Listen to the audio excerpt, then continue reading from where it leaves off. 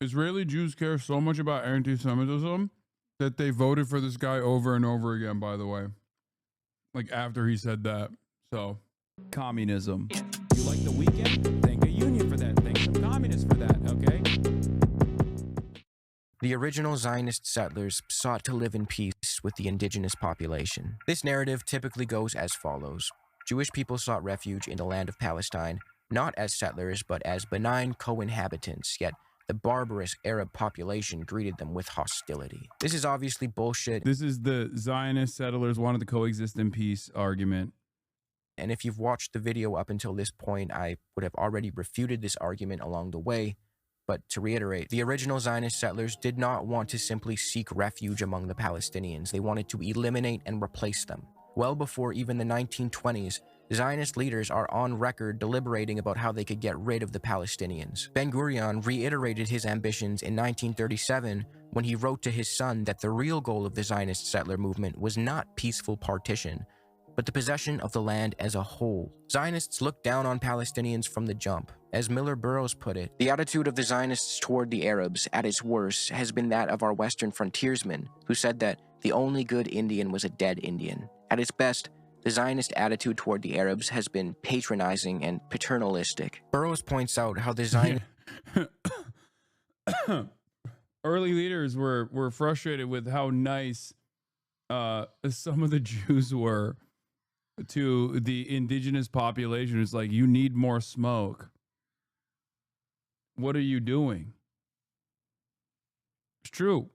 Because remember, like, I think it was around 2% of the population was already was Jewish in historic Palestine, even before British mandate, even before British control.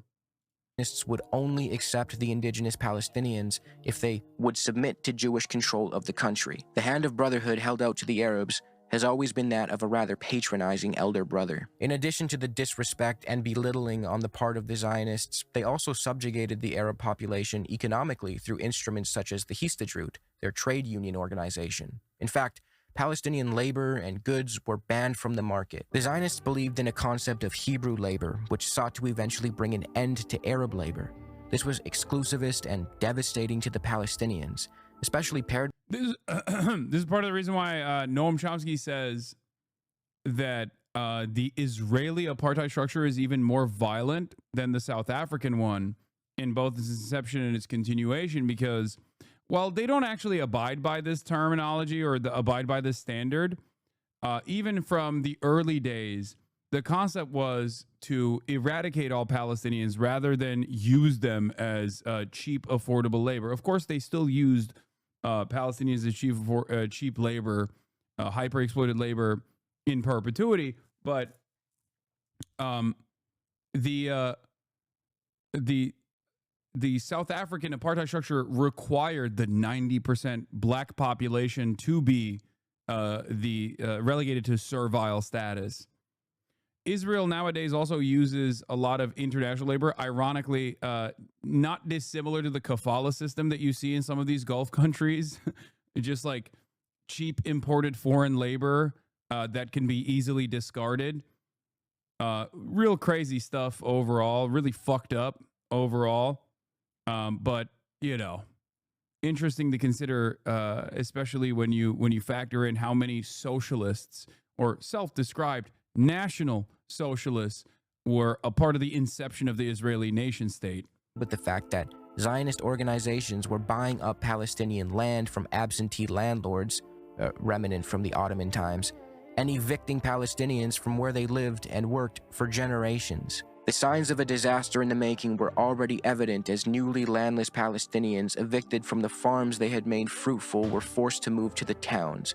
These Palestinians were victims of nominally socialist Zionist groups known as Hebrew labor, who believed Jews could only modernize themselves through engagement in productive labor. Hence, they wanted agricultural work to become the preserve of Jews alone. wrote Pape. The way these Zionist settlers treated the Palestinians was so horrible that Miller Burrows argues, and I wholeheartedly agree, that the Palestinians were acting rationally and were well within their right to reject any variant of the Zionist project as soon as its true colors began to show. It may fairly be asked why one should oppose Jewish nationalism and sympathize with the nationalistic aspirations of the Arabs. The answer is that the Jews are one in religion, but citizens of many countries, whereas the Arabs are one in culture, but belong to different religions, and the countries in which they aspire to self-government are their own native lands. The great trouble with Zionism is the attempt to be both a religion and a nation at the same time. The plan for Palestine, advocated by the Arabs, was a democracy with freedom of religion and complete separation of religion and the state, as in the US. Israel now claims to be a democracy with freedom of religion, but insists at the same time on being a Jewish state. The truth of the matter is, the Palestinians would have accepted the Jewish settlers and did accept them and work with them before their political claims and activities became clear. The Palestinians at first were warm and hospitable to the Zionists, offering them employment, shelter, and were open to working shoulder to shoulder with them.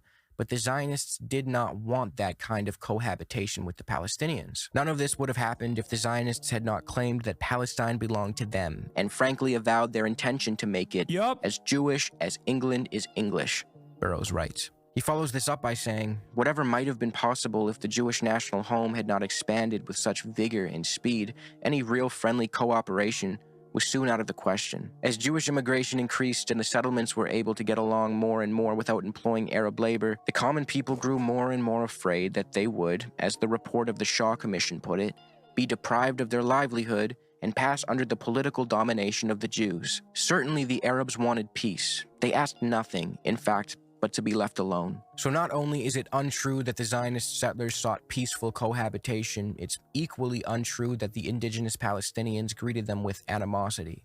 Hostilities only arose after the malevolent ambitions of the Zionist project became clear. The Palestinian emancipatory movement is akin to a Nazi movement. You see? You see this picture, guys? That's a... Remember when my former podcast co-host randomly brought forward a completely irrelevant allegation that I was just like the Palestinian Grand Mufti, a British colonial servant himself, ironically enough, was exactly like me, a dangerous anti-Semite. Incredible. That's an important Palestinian guy. I'm sure you've heard this talking point many times. It's commonly used by Zionists of all levels of notoriety, even Israeli prime ministers, from Naftali Bennett, who refused to sympathize with the plight of innocent Palestinians and instead chose to write them off as Nazis in a Sky News interview. Are you seriously keep on asking me about Palestinian civilians? What's wrong with you? Have you not seen what happened? We're fighting Nazis. To Israeli Prime Minister Benjamin Netanyahu, who infamously propagated the lie that it was actually the Palestinian Grand Mufti who gave Hitler the idea to exterminate Jewish people. This motherfucker is so bigoted against Palestinians that he's looped all the way around to doing Holocaust revisionism. That claim of his, however, stems from the fact that the Grand Mufti of Jerusalem, Haj Amin al-Husseini... Yeah. Israeli Jews care so much about anti-Semitism that they voted for this guy over and over again, by the way. Like, after he said that. So, that's pretty cool. Was, in fact, involved with the Nazis. You may have even seen this image before. That's him with...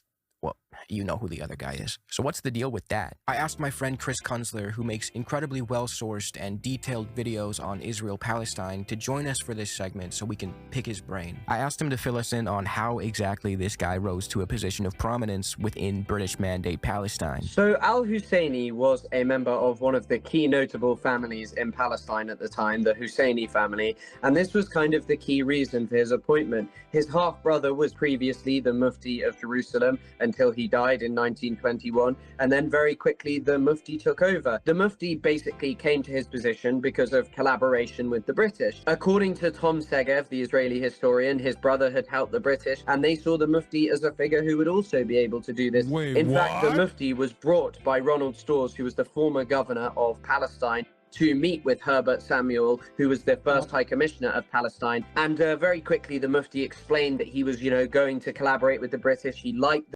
What? No way. Huh. them, that he thought that, they were able to support the Palestinian cause. And at this time, it wasn't really all that surprising. The elite class within Palestine believed that the British would help them. And so the Mufti was someone who was from a notable family. He was seen as someone that would work well with the British. And even if he opposed the concept of Zionism, he was going to be someone that, would help the British to control and administer Palestine. But the trajectory of the Mufti's relationship with the British changed dramatically during the Great Arab Revolt of 1936 through 1939, where Palestinians rallied against the British colonial rule and sought the end of British support for Zionism. So according to Hasan Kanafani, who's, a key figure within the Palestinian revolutionary movement, he says that during the 1936 Arab revolt in Palestine, that the Mufti was someone who helped to calm things down, that he was expressly thanked actually for the sermons that he was giving because they served to quell more revolutionary tendencies. Also, Kanafani is kind of opposed to him because he sees him as someone who was like, a member of the elite.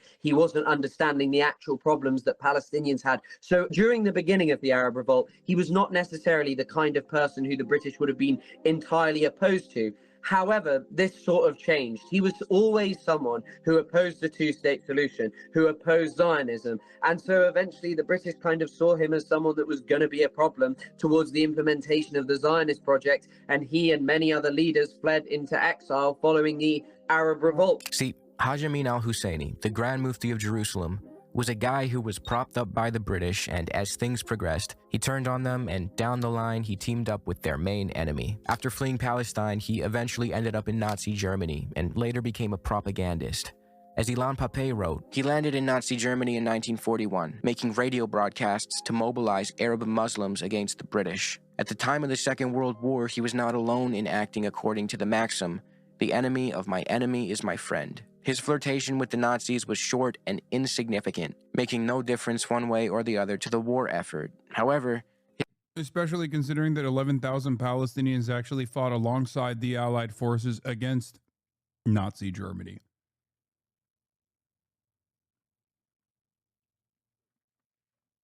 his association with the Nazis is still used to discredit the Palestinian liberation movement in the Israeli narrative. Unfortunately, the Israeli narrative seems to conveniently leave out the fact that thousands and thousands of Palestinians actually fought the Nazis and... Sorry, 12,000 Palestinians.